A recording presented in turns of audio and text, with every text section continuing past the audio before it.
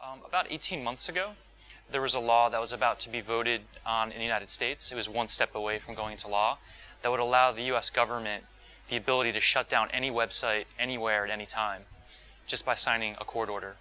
And as someone a software developer who makes his living off the internet and sees it as a canvas for creative expression, I got really upset. So I started posting stuff on social media, sharing information. I changed my avatar photo.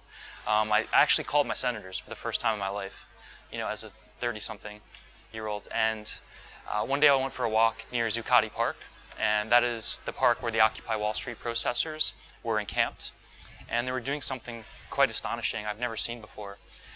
It's called the human megaphone, and it's essentially, there's a law in New York City where you can't use electronic amplification without a permit.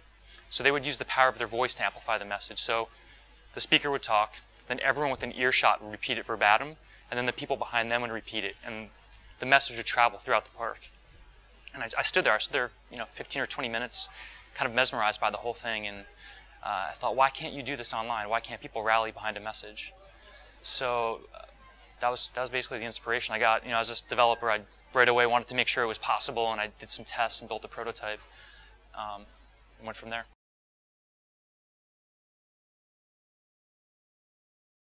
So Thunderclap, it's really simple. It's like Kickstarter for messaging. So you create a message on Thunderclap, you invite people to support it.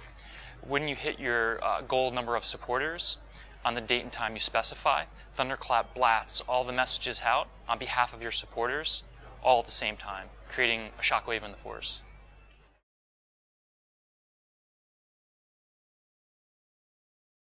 Well, its roots are in civic activism.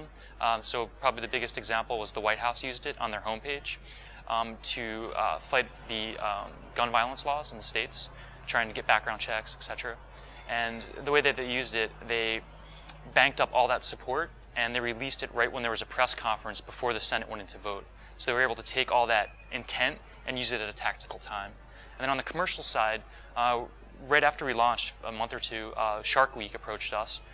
It's a show in the United States about sharks, very popular. And they created a Thunderclap about shark conservation.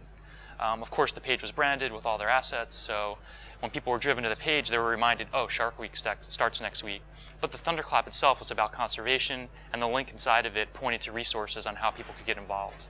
And probably the most commercial application that I can think of, or at least one of the funner ones, People magazine used it.